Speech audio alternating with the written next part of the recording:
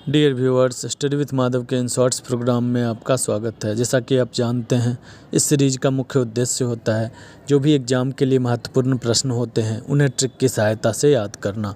तो आज का टॉपिक है प्रमुख आनुवांशिक रोग कौन कौन से हैं। तो इसका ट्रिक भी आप देख ही रहे होंगे, वही क्लिप वही डॉट, आपको ये याद रखना है। और ये प्रमुख बीमारियां हैं, आनुवांशिक बीमारियां जो अक्सर एग्ज़ाम में पूछे जाते हैं। आज का वीडियो थोड़ा लंबा होगा, आप मेरे साथ वीडियो के लास्ट तक बने रहें, क्योंकि मैं पहले ट्रिक से इसको याद करवाऊंगा और उसके बाद इसका डिटेल जानकारी दूंगा जो एग्ज़ाम में प्रश्न पूछे जाते हैं। तो चलिए स्टार्ट करते हैं। वही क्लिप वही डॉट, वो से हो गया आपका वर्णांधता, ही से हो गया हीमोफीलिया, और क्लिप में क्ली से हो गया क्लाइनीफेल्टर सिंड्रोम, और पॉ से हो गया पटाऊ सिंड्रोम। वही यहाँ पे साइलेंट है, इसका कोई मीनिंग नहीं आ रहा है। और डॉट जो है, डॉ से हो गया डाउन सिंड्रोम, और टॉ से हो गया टर्नर सिंड्रोम। एक बार आप फिर से देख लें। वही क्लिप वही डॉट, वो से हो गया वर्णांधता, ही से हो गया हीमोफीलिया, क्ली से हो गया क्लाइनीफिल्टर सिंड्रोम, पॉ से हो गया पटाऊ सिंड्रोम, डॉ से हो गया डाउन सिंड्रोम, और टॉ से हो गया टर्नर सिंड्रोम। तो आइए एक एक बीमारी को डिटेल से देखते हैं। तो वर्णांधता क्या होता है? जैसा आपको पता भी होगा कि इस रोग में जो पीड़ित व्यक्ति होते हैं उनको लाल और हरे रंग में विभिन्नता नहीं पता चलता है। वर्णांधता सुनने से लगता है कि उनको कुछ भी अंधे होंगे, लेकिन ऐसा बात नहीं है। उनको सारा चीज़ दिखता है, बस वो कलर में डिफरेंस नहीं कर पाते हैं। ऐसा नहीं है कि सिर्फ लाल और हरा में ही डिफरेंस, नीला और पीला में भी डिफरेंस नहीं कर पाते हैं।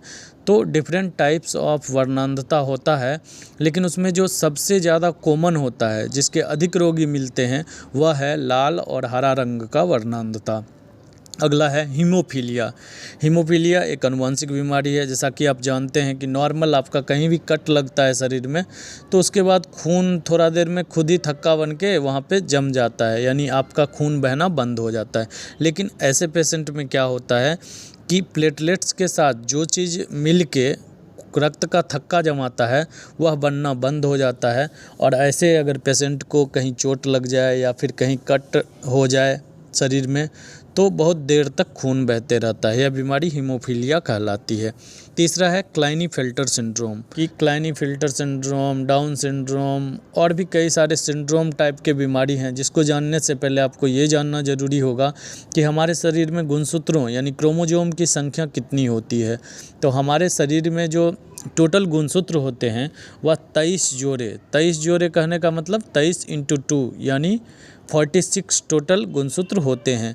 उसी में कभी कमी हो जाता है, कभी ज़्यादा हो जाता है, तो उसकी वजह से ये सारी बीमारियां होती है। तो चलिए देखते हैं क्लाइनीफिल्टर सिंड्रोम क्या होता है। एक आनुवांशिक स्थिति है। इसमें नवजात शिशु में एक्स गुणसूत्र की अतिरिक्त कॉपी होती है, यानी गुणसूत्रों की कुल संख्या 46+ होती है। 46+ इसके लिए रखा गया है कि एक अतिरिक्त कॉपी होने की वजह से 47 भी हो सकता है, 48 भी हो सकता है, लेकिन 46 नहीं होगा जो नॉर्मल इंसान में होता है। तो 46+ इसमें गुणसूत्रों की संख्या हो जाती है। और परिणाम स्वरूप क्या होता है कि पुरुष या मादा ट्रांसजेंडर शरीर का निर्माण होता है। जो आप ट्रांसजेंडर पढ़ते हैं तो उस शरीर का निर्माण जो होता है वह यहाँ से होता है। अगला देखते हैं Patau syndrome. Patau syndrome normally मैं बताऊं तो आप किसी किसी व्यक्ति का देखते होंगे कि होठ कटा हुआ रहता है, तो वो सब पटाऊ सिंड्रोम का ही लक्षण होता है। जब हम डिटेल में देखते हैं पटाऊ सिंड्रोम में क्या होता है कि चूँकि गुणसूत्र का क्रोमोसोम का जोड़ा होता है ना, जैसे मैंने बोला 23 जोड़ा होता है, तो 13वें जोड़े का जो गुणसूत्र होता है उसमें एक अतिरिक्त गुणसूत्र जुड़ जाता है। तो अब कितना हो गया? टोटल 46 होता है, लेकिन पटाऊ सिंड्रोम का जो व्यक्ति होगा उसमें 46 ना होके कितना टोटल क्रोमोसोम की संख्या हो जाएगी? 47 हो जाएगी। और इसे ट्राइसोमी 13 क्यों कहा जाता है? क्योंकि 13वें गुणसूत्र पे एक और गुणसूत्र हो जाता है, इसीलिए इसे ट्राइसोमी 13 भी कहा जाता है। अब इसके लक्षण क्या हैं? पटाउ सिंड्रोम से जो बच्चे पैदा होते हैं उनमें शारीरिक रूप से या मानसिक रूप से विकार होता है। अगर शारीरिक विकार की बात कहें तो कौन कौन से होते हैं? अतिरिक्त उंगलियां, किसी किसी बच्चों को देखते होंगे कि आप एक और अलग से उंगली, हाथ की उंगली हो या पैर की उंगली हो, या फिर नाक अनुपस्थित, नाक किसी में होता ही नहीं है, या फिर टेढ़ा मेढ़ा नाक होता है। तो ये सारे लक्षण पटाउ सिंड्रोम के होते हैं। और सबसे इम्पोर्टेंट, तालू का ना होना अथवा कटा हुआ होना। किसी किसी बच्चे का तालू होता ही नहीं, ऊपर वाला या नीचे वाला, दोनों में से कोई एक नहीं होता है, या फिर उसमें कटा हुआ तालू होना। तो ये सारे पटाउ सिंड्रोम के लक्षण होते हैं। अगला है डाउन सिंड्रोम। आइए देखते हैं डाउन सिंड्रोम क्या होता है। डाउन सिंड्रोम में कितने जोड़े नहीं, ये कितने नहीं होगा, यहाँ पे 21वें जोड़े होगा। तो डाउन सिंड्रोम में, जैसे मैंने पटाउ सिंड्रोम में बताया कि 13वां जोड़ा जो गुणसूत्र होता है उसमें एक अतिरिक्त गुणसूत्र हो जाता है। तो डाउन सिंड्रोम में क्या होता है, जो 21वां जोड़ा होता है उसमें एक अतिरिक्त गुणसूत्र पाया जाता है। यानी फिर कुल मिला के गुणसूत्रों की संख्या 46 ना होकर कितना हो जाएगा, 47 हो जाएगा। और लक्षण क्या क्या हैं डाउन सिंड्रोम के? मंद बुद्धि, मोटी चमड़ी, मोटी जीभ, और ये इसका बहुत ही फेमस है जिससे लार सदा बहता रहता है। किसी किसी बच्चे को देखते होइएगा कि उसका मोटा जीभ है और फिर उससे लार कंटिन्यूअस बहते रहता है। तो ये सब उसके लक्षण होते हैं। और भी महत्वपूर्ण लक्षण है, जैसे मंगोल लोगों के समान चेहरे का आकार प्रकार होना, तो ये भी होता है। ऐसा नहीं है किसी का अगर मंगोल लोगों की तरह चेहरे का आकार हो गया तो वो डाउन सिंड्रोम से ही पीड़ित है, ये कोई प्रूफ नहीं है, लेकिन ये भी लक्षण होता है। अगला जो है टर्नर सिंड्रोम।